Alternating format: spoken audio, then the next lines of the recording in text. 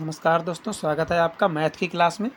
Math के चुनिंदा प्रश्नों को हम लेकर के आए हैं और बहुत ही आसान ट्रिक से हल करेंगे। बने रहिए हमारे वीडियो में अंत तक। पहला क्वेश्चन है, रोमन संख्या पद्धति में 50 को लिखा जाता है। रोमन संख्या पद्धति में 50 को यल से लिखा जाता है। ठीक है।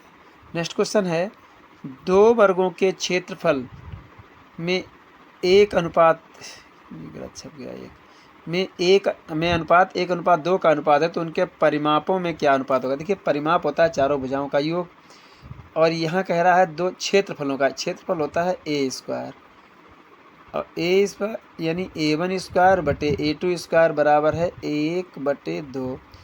अब A1 अपान A2 ये भुजाओं का अनुपात क्या हो जाएगा, √1/2 बराबर 1/√2। एक तो बाहर निकल आएगा अंडर रूट से, लेकिन दो नहीं निकलेगा। अब ये तो हो गया भुजाओं का अनुपात। अब वही इनके परिमाप में मतलब क्या होता है, जब भी भुजाओं का अनुपात दिया हो और परिमापों का अनुपात निकालना है तो उसमें हम 4 का गुणा कर देंगे। ऊपर भी 4 गुणा कर देंगे और नीचे भी 4 गुणा कर देंगे। 4 4 कट जाएगा, बात वही रहेगी, 1:2 ही हमारा आंसर आएगा। क्या आएगा, 1:2 ही रहेगा, क्योंकि ये भुजाओं का अनुपात था और परिमाप का अनुपात निकालेंगे। परिमाप का अनुपात में 4 4 गुणा हो जाएगा, लेकिन वो कट जाएंगे। ठीक है, चलिए नेक्स्ट। किसी त्रिभुज के दो कोण क्रमशः 55 और 60 हैं। तीसरे कोण का मान बताइए। भाई, तीसरे कोण का मान निकालने के लिए सीधी सी बात है, 55 और प्लस 60 ये कितने हो गए, 115। 180 में से घटा दीजिए इनको, 115 को, क्योंकि त्रिभुज के तीनों अंतःकोणों का योग होता है 180 अंश। तो ये हमारा बचा है 65 डिग्री। देख लीजिए, हम आपको दिखा दें, ये त्रिभुज होता है और इस त्रिभुज का ये कोण तीनों का योग होता है 180 अंश। कोई से दो कोण उसने बता दिए, एक 55 है और एक 60 है।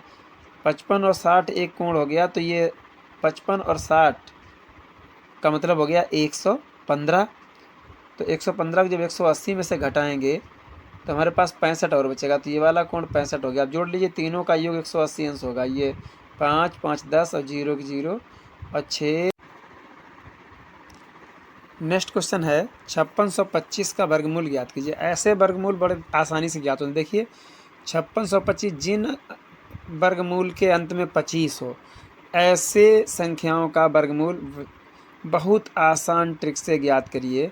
5625 है, 25 का वर्गमूल कितना हो गया, 5। इस 25 की छुट्टी हो गई, बचे हमारे पास 56। 56 के खंड काट दीजिए दो पास पास वाली संख्याओं से। 56 खंड काटोगे तो 7 8, अंतर एक ही का होना चाहिए, 7 8 56। अब इसमें छोटी संख्या उठा के यहाँ रख दीजिए, यही आंसर हो गया। 75 का वर्गमूल है, 75 है इसका वर्गमूल। ठीक है, इस तरीके से ज्ञात करेंगे। ऐसे ही अगर आपसे पूछा जाए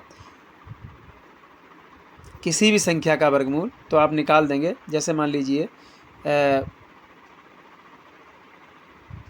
90 25 है, 90 25। अब इसका पूछा जाए तो आप 25 का 5 पहले ही रख लेंगे, और 90 का 9 और गुणे 10, एक का अंतर होना चाहिए दोनों संख्याओं में, और गुणनफल ये इतना होना चाहिए 90।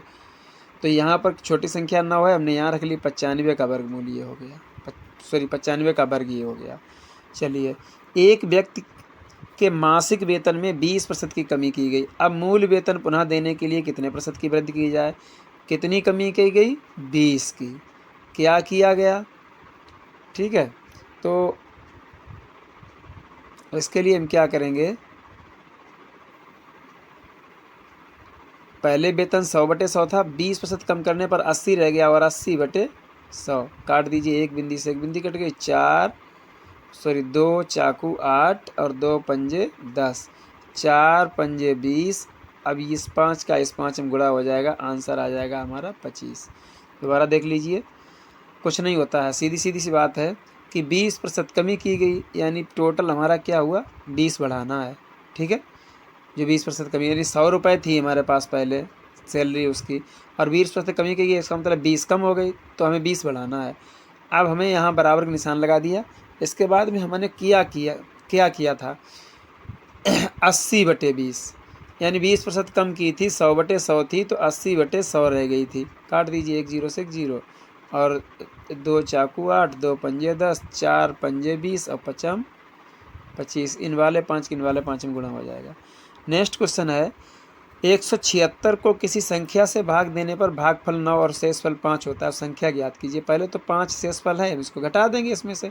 176 जो संख्या थी और 5 शेषफल बचा था, तो ये 5 घटा दिया, हमारे पास आ गई 171। ठीक है, 171 हम 9 का भाग दे दीजिए, कितना आ रहा है 19 ने, 171 19 सारी संख्या हमारी सीधी सीधी से 19 हो गई। चलिए नेक्स्ट संख्या, एक गोले का पृष्ठीय, पृष्ठीय नहीं ये पृष्ठीय होता है, पृष्ठीय क्षेत्रफल, पृष्ठीय क्षेत्रफल और आयतन समान है, इनकी त्रिज्या क्या होगी? पृष्ठीय क्षेत्रफल होता है 4 पाई आर स्क्वायर, ठीक है, और आयतन होता है 4/3 पाई आर क्यूब। देखिए 4 से 4 गए, पाई से पाई गई, और क्या हमारे पास बचा आर स्क्वायर बराबर,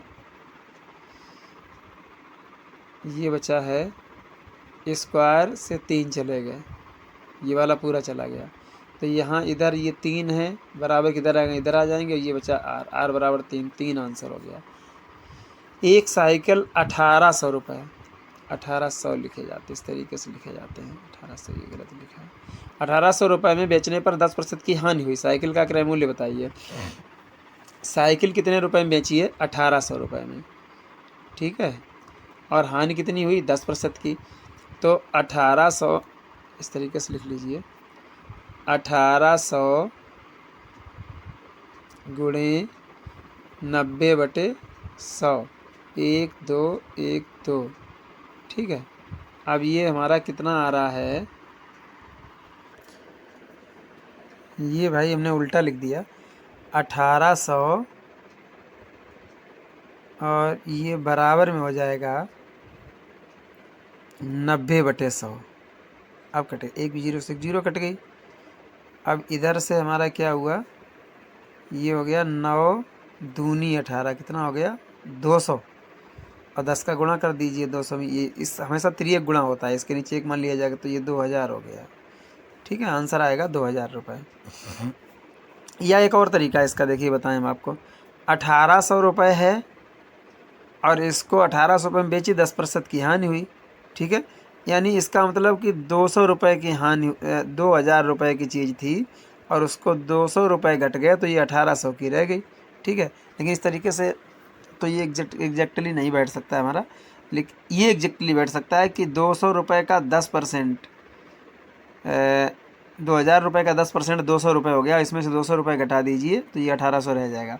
चलिए, एक समबाहु त्रिभुज का एक कोण, ये कोण लिखा है, एक कोण 90 डिग्री है, तो शेष 2 कोण होंगे। देखिए एक कोण 90 डिग्री है और त्रिभुज के तीनों अंतः कोणों का योग 180 अंश होता है, हम अभी बता चुके, तो हमारे पास 90 डिग्री और बचा। और समद्विबाहु त्रिभुज है, इस तरीके से त्रिभुज है, इस तरीके से त्रिभुज है, इसकी ये भुजा और ये भुजा बराबर है, जब ये भुजा बराबर होगी तो ये दोनों कोण बराबर होंगे, चूंकि बराबर भुजाओं के सम्मुख कोण बराबर होते हैं, और ये कोण 90 डिग्री है, तो ये अपने आप 45 हो गए। चलिए,